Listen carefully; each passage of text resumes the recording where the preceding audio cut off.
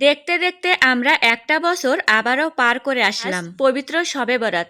সবাইকে আসসালামু আলাইকুম। বিয়ের পর থেকে কখনো বাবার বাড়ি কিংবা শ্বশুর বাড়িতে শবে বরাত করা হয় না, তো এই দিনটাকে খুব বেশি মিস করি। দিনের বেলা মায়ের সব কাজে সাহায্য করতাম, আর সন্ধ্যার দিকে আমরা মোমবাতি নিয়ে বাড়ির চারিদিকে এত সুন্দর করে সাজিয়ে রাখতাম। কিন্তু এখন সবকিছু আমার কাছে স্মৃতি হিসেবে চলে এসেছে। এখন আর আগের মতো মজা করা হয় না ঠিকই, কিন্তু কাউকে দেখি না আমাদের মতো করে মোমবাতি দিয়ে ঘর বাড়ি সাজাতে। চারিদিকে বাড়িটা যেন আলোতে ভরে যাচ্ছিল, আর দূর থেকে অনেক সুন্দর লাগতো। যত দিন যাবে তত সবকিছুই পরিবর্তন হতে থাকবে। সন্ধ্যার দিকে পাড়া ছেলে মেয়েরা যখন বাড়িতে আসতো, মা আর চাচি মিলে সবাইকে পিঠা আর পায়েস দিত। বিকাল থেকে রাত 12টা পর্যন্ত চারিদিকে মিলাদ মাহফিলের মতো অনেক আনন্দ করে মানুষজন মিলাদ পড়তে যেত। এমনকি সন্ধ্যার দিকে মা আর চাচি যে পিঠাগুলো বানাতো, বাড়িতে গরু ছাগল এমনকি কুকুর বিড়ালকেও আমরা সেই খাবার দিতাম। বছরের একটা দিন এই রুটি পায়েস নাকি সবাইকে খেতে হয়। আজকে একা একা এই দিনটাকে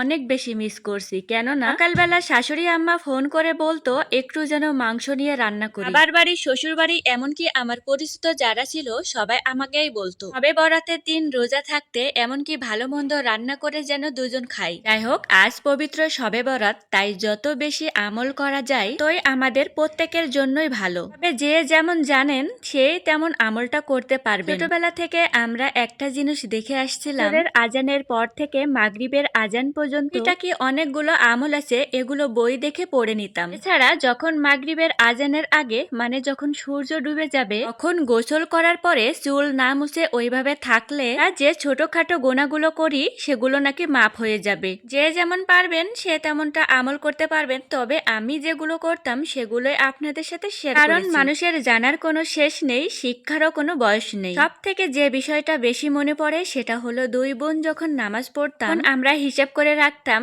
কে কতটা নামাজ পড়তে পেরেছি। কিছু জানার দরকার হলে যখন মাকে বলতাম, মা তখন আমাদেরকে সবকিছু বুঝিয়ে দিত। কিন্তু আজ একা, তাই জন্য সব থেকে বেশি মিস করছি। তাছাড়া এতটা দূরে থাকি যে বাবার বাড়িতে যাওয়ার সুযোগটাও পাই না। এখন অনেকে আছে শবে বরাত পালন করে না, মানে শবে বরাতের দিন কোনো কিছু রান্না করে না। আমাদের যশোর জেলার মানুষেরা শবে বরাত পালন করে, আর শবে বরাতের আর যেমন সামর্থ্য থাকে সে তেমনটাই ব্যবস্থা করে। ঈদে যেমন আনন্দ হয়, শবে বরাতের রাতেও আমরা ঠিক তেমনটাই আনন্দ করি। তবে এক এক জেলায় হয়তো এক একটা নিয়ম থাকতে পারে। যারা এখন এই ভিডিওটি দেখছেন, কমেন্ট করে অবশ্যই জানাবেন আপনাদের এলাকায় কিভাবে শবে বরাত পালন করা হয়। আমরা যখন বাড়িতে থাকতাম তখন মাঝে মাঝে আমাদেরকেও দাওয়াত করা হতো, এমনকি শবে বরাতের রাতে আমাদের বাসায়ও অনেক আত্মীয় স্বজন আসতো। এই দিনে সবাই বেশি বেশি নামাজ পড়বেন, আমার জন্য দোয়া করবেন। কারণ কার দোয়া কখন কিভাবে কাজে লাগে সেটা আমরা বলতে পারি না। সবাই ভালো থাকবেন, সুস্থ থাকবেন। আজকের মতো আল্লাহ হাফেজ।